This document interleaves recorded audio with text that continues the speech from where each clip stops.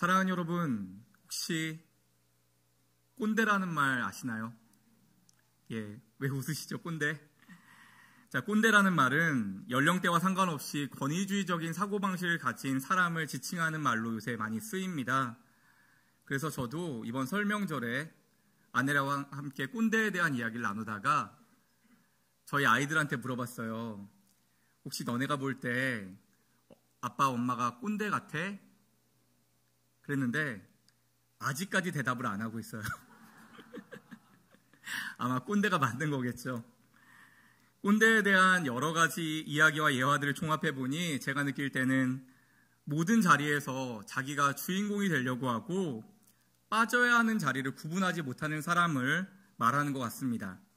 이걸 속된 말로 낄낄빠빠라고 하는데 여러분 이건 더 많이 아실 것 같아요. 낄낄빠빠. 낄낄빠빠가 뭘까요? 예, 낄 때 끼고 빠질 때 빠지자인데 이건 꼰대뿐 아니라 모든 사람이 가지면 참 좋을 센스인 것 같습니다.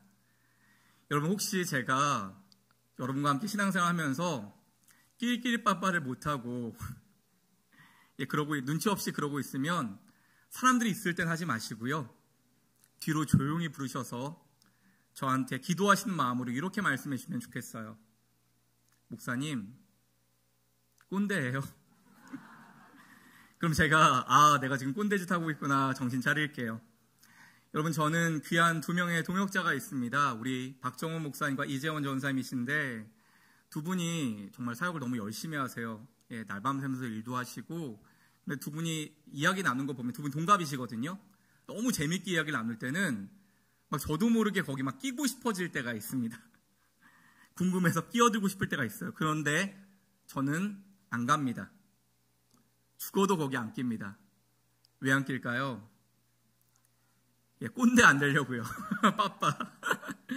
저 엄청 노력하죠.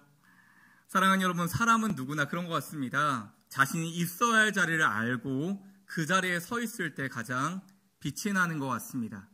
설명절 여러분 가족들이 가족의 자리를 찾으셨죠? 그 자리 가운데서 하나님의 특별한 은혜를 누리시기를 간절히 축원합니다. 오늘 여러분과 나눌 말씀의 제목은 제자리로입니다. 제자리로. 이 시간 말씀을 나눌 때 저와 여러분이 정말 빛이 나는 자리로 돌아가는 은혜가 있기를 간절히 축원합니다. 1980년대에 시인과 촌장이라는 그룹에서 활동했던 가수 하덕규 씨란 분이 있습니다. 아마 우리 자녀 세대는 잘 모르실 텐데 가수 조성모란 사람이 부른 가시나무라고 하는 노래가 원래 이 하덕규 씨, 이 시인과 촌장의 노래였어요. 가사가 너무 유명하죠. 내 속엔 내가 너무도 많아 너의 쉴 곳 없네. 아마 속으로 지금 따라 부르는 분도 계실 것 같습니다. 그런데 이 가사를 이 하덕규 씨가 썼어요. 그는 이렇게 시적인 가사를 잘 쓰는 음유 시인으로 그의 노래는 따뜻하고 서정적이어서 특별히 이런 겨울에 더 사랑을 받습니다. 그의 노래 중에 풍경이라는 노래가 있는데 그 노랫말이 너무 아름다워요. 풍경의 중심 가사가 있는 부분을 제가 한번 읽어보겠습니다. 세상 풍경 중에서 제일 아름다운 풍경, 모든 것들이 제자리로 돌아가는 풍경. 세상 풍경 중에서 제일 아름다운 풍경, 모든 것들이 제자리로 돌아오는 풍경. 이 풍경이라는 노래는 이 가사가 그냥 반복되는 노래입니다. 이 노래는 가요인데 가사가 참 성경적입니다. 여러분 세상 풍경 중에 제일 아름다운 풍경이 뭐라고요? 모든 것들이 제 자리로 돌아오는 풍경이 가장 아름다운 풍경이랍니다. 저도 동감해요. 이리저리 흩어졌던 마음들이 제자리로 돌아가는 것이 가장 아름다운 풍경이겠죠. 부모님은 부모님의 자리에, 자녀는 자녀 자리, 남편은 남편 자리, 아내는 아내 자리, 그렇게 각기 제자리로 돌아가는 것이 가장 아름다운 풍경일 것입니다.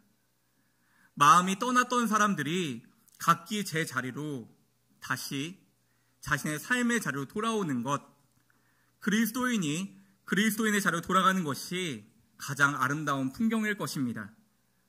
그렇게 저와 여러분의 모두의 가정이 각기 제자리로 돌아가는 설 명절과 주일, 올 한 해 되기를 간절히 축원합니다. 현재 우리나라에는 한 집엔 같이 살고 있지만 제자리로 돌아와 있지 않은 사람들이 참 많은 것 같습니다. 지금도 제자리에 있지 않고 떠나고 싶어하는 부부들이 참 많다고 합니다. 그래서인지 이런 질문 하잖아요. 다시 태어나면 지금의 배우자와 결혼하겠습니까? 왜 웃으세요? 대답은 안 하시고. 다시 태어나면 지금의 배우자와 결혼하겠습니까? 라고 물으면 싫다는 사람이 상당히 많습니다. 저도 찔리더라고요. 그래서 일부러 안 물어봐요. 대답을 알 것 같아서. 왜 그럴까요? 그 자리로 다시 돌아오고 싶지 않아서일 겁니다. 문제는 남편들보다 아내들이 더 돌아오고 싶어 하지 않는다는 것입니다. 부모의 품을 떠난 자식은 이제 그만 부모의 품으로 돌아가는 것이 좋습니다. 자식이 부모에게로 돌아가는 그 풍경만큼 아름다운 것이 또 어디 있을까요? 그래서 누가복음에 나온 탕자의 비유, 탕자가 아버지의 집으로, 아니 아버지의 품으로 돌아가는 그 광경이 가장 아름다운 것 아닐까요? 사랑하는 여러분, 시대가 변할수록 사람들이 제자리에 있지 못하는 걸 보게 됩니다. 세상 속에서 자기 자리를 벗어나는 사람들의 모습을 보게 되는 것입니다. 제가 오늘 신문기사 하나를 들고 왔는데요. 이 신문기사는 제 자리를 잃어버린 부모와 자식의 일면을 우리에게 보여주고 있습니다. 제가 한번 읽어드릴게요.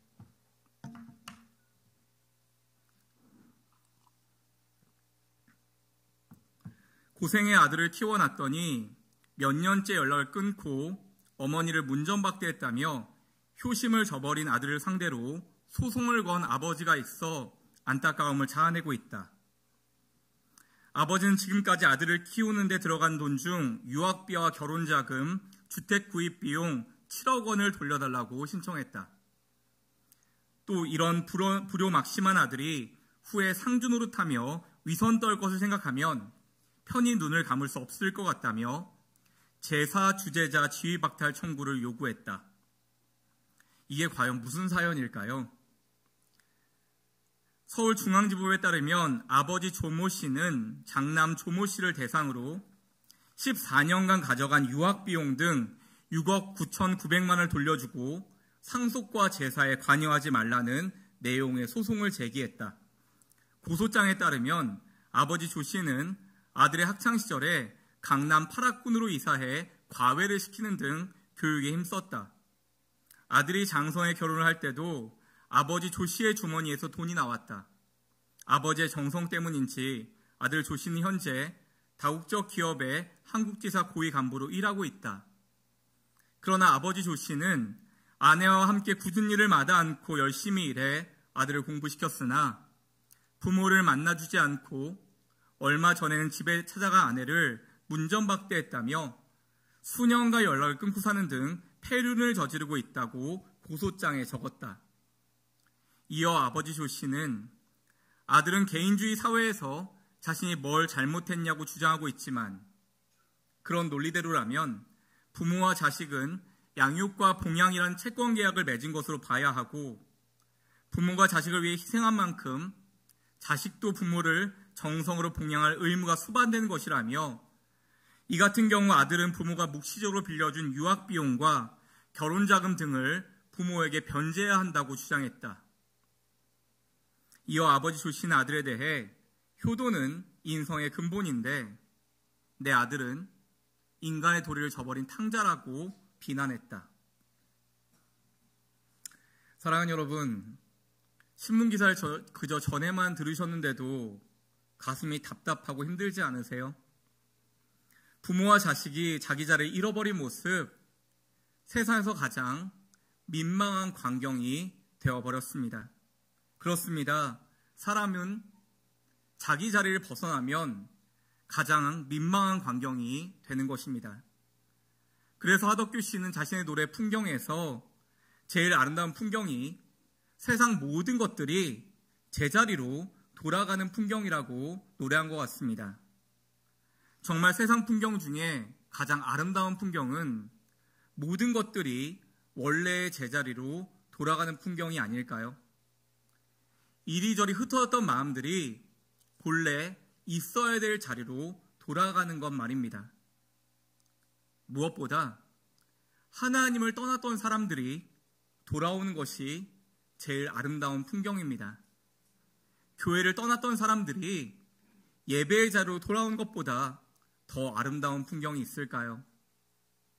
사랑하는 여러분, 저와 여러분이 새해에는 기도하시던 자리, 감사하시던 자리로 돌아간다면 그것은 올 한 해 주님 편의 가장 아름다운 풍경이 될 것입니다.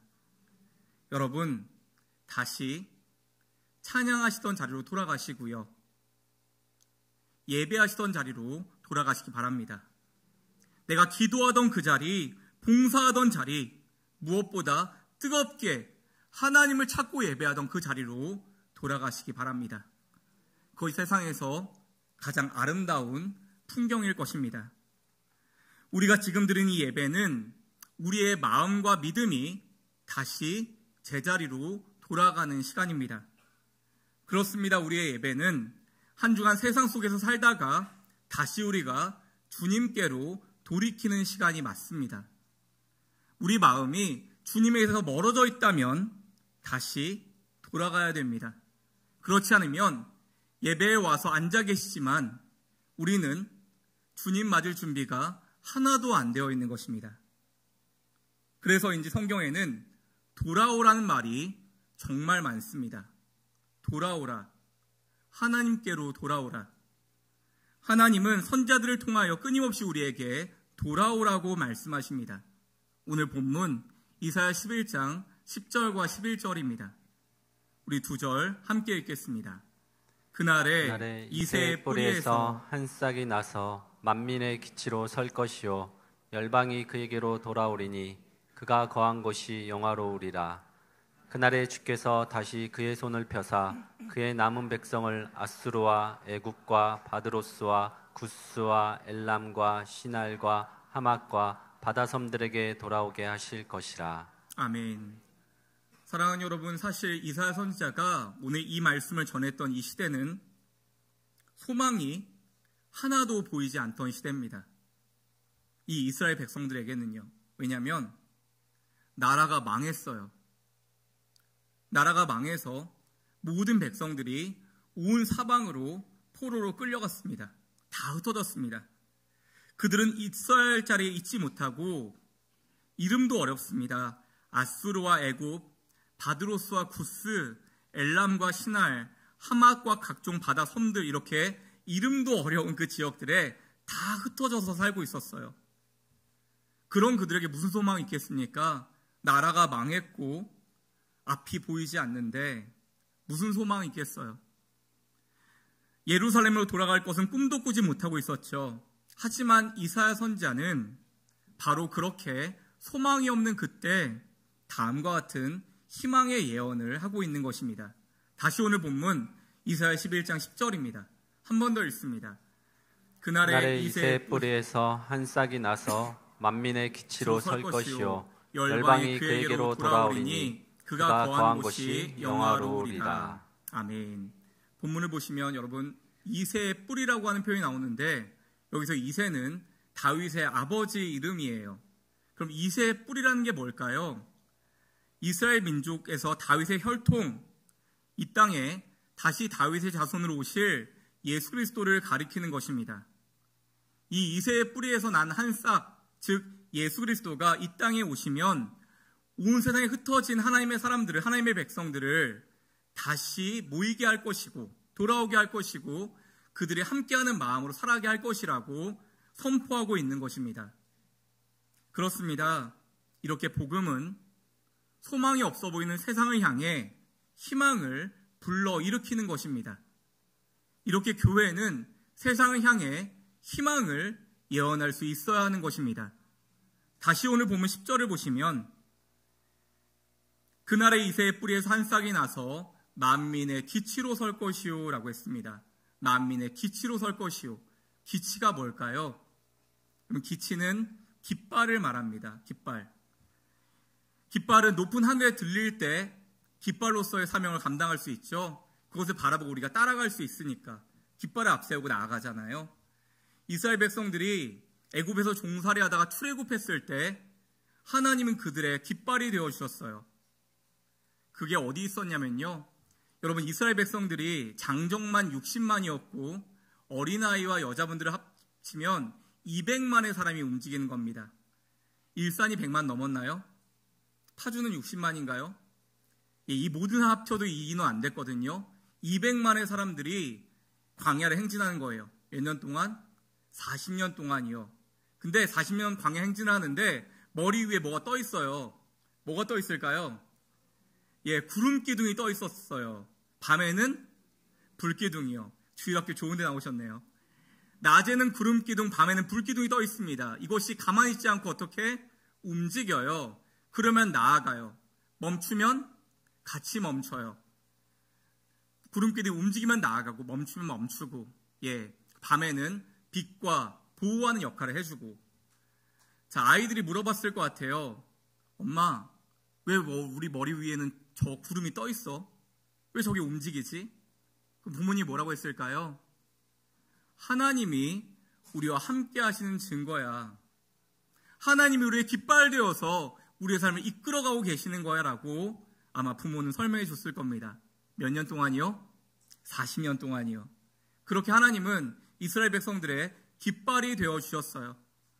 민수기 21장에 보면 광야를 행진하던 이스라엘 백성들이 불뱀에게 물려 죽는 일들이 벌어집니다.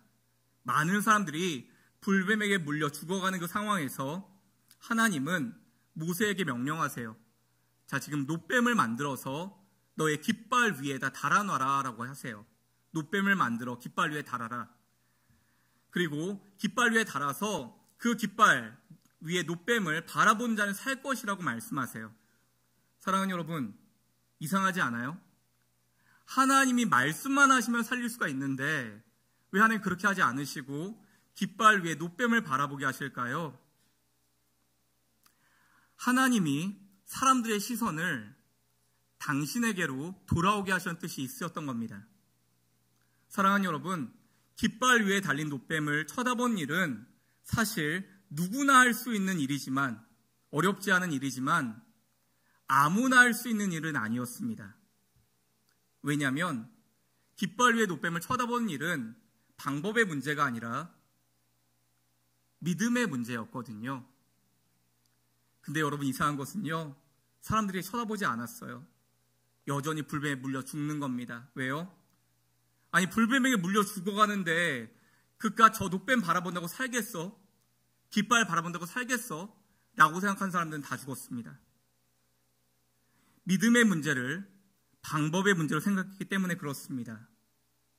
그런데 여러분, 지금도 그렇습니다. 믿음이 우리를 제자리로 돌아오게 만들지 방법이 우리를 돌아오게 만들지 못합니다.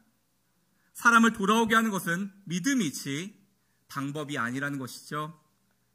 광야에서 죽어가는 이스라엘 백성들을 살리기 위해서는 깃발 위에 놋뱀을 바라보면 산다는 믿음이 필요했지만, 그래서 놋뱀을 바라보면 되었지만, 하나님이 저와 여러분을 살리기 위해서는 십자가에다가 예수님을 달아야 했습니다. 세상만 바라보고 살아가느라고, 땅만 바라보고 살아가는 우리가 다시 하나님 바라보게 하기 위해서 하나님은 십자가에 독생자 예수님을 다셔야 했습니다. 사랑하는 여러분, 정말 예배는 그런 것입니다. 우리의 시선을, 땅만 향하던 우리의 시선을 다시 주님께로 향하게 하여 주님께 돌아오게 만드는 것이 예배인 줄 믿습니다. 한 가지 이야기를 들려드릴게요.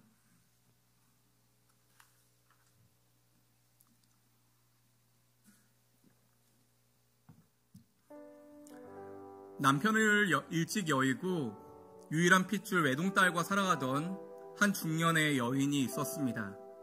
그러던 어느 날 하루는 딸과 너무 큰 심한 다툼을 하다가 홧김에 딸이 집을 나가버렸어요. 유일한 핏줄이던 외동딸이 가출해 버린 것입니다. 엄마는 딸을 찾아 헤맸지만 만날 수가 없었고요. 집요하게 딸을 찾아다니다가 딸에 대한 아픈 소식을 듣습니다. 사랑하는 딸이 갈 곳이 없어서 지방의 어떤 술집에서 지내고 있다는 이야기를 듣습니다. 그 소식을 들은 엄마는 가슴이 미어지는 것 같았어요. 그때부터 이 엄마는 딸이 있을 만한 곳을 찾아서 열심히 전단지를 뿌리기 시작했습니다. 그런데 여러분, 이 전단지가 좀 이상해요. 원래 전단지면 우리가 찾는 그 사람, 실종된 그 사람을 사진을 붙여야 되잖아요. 사진을 넣어야 되잖아요. 근데 이 전단지에는 딸의 사진이 없었어요. 대신 누구 사진이 있었을까요? 이 전단지에는 엄마의 사진이 있었습니다. 바로 엄마 자신의 사진과 함께 이런 글을 적어 놓았어요. 사랑하는 딸, 엄마가 너를 간절히 기다리고 있어. 엄마는 여전히 너를 사랑해. 사랑하는 여러분, 엄마는 딸의 사진을 넣으면 딸이 부끄러움 당할까봐 걱정이 되었나 봐요. 그래서 결국에는 딸의 사진 대신 엄마 자신의 사진을 넣은 게 아니었을까요? 다행히 딸이 정말 이 전단지를 보았는지 얼마 후에 엄마의 품으로 잘 돌아갔다고 합니다. 여러분, 저는 이 전단지에 넣은 엄마의 사진이 결국엔 딸을 돌아오게 만들었다 생각합니다. 왜냐하면 딸에게 있어서 전단지에 실린 엄마의 사진은 다시 엄마의 자리, 엄마의 품을 돌아보게 만들었고요. 엄마의 자리, 그 옆에 있어야 할 딸의 자리, 내가 원래 있어야 할 삶의 자리를 다시 바라보게 만들었기 때문입니다. 사랑하는 여러분, 우리 주 예수 그리스도의 이 땅에 오심도, 그리고 우리를 위하여 십자가를 지심도 바로 이 엄마의 사진과도 같습니다. 예수 그리스도를 통하여 우리의 시선을 다시 하나님께로 돌리는 것이기 때문입니다. 그래서 우리의 예배의 시간은 우리가 주님을 향하는 시간이기도 하지만 주님께서 저와 여러분을 간절히 기다리는 시간이기도 합니다. 긍휼의 주님께서 예배의 시간마다 저와 여러분이 주님 품으로 돌아오기를 간절히 기다리고 계심을 꼭 기억하시기 바랍니다.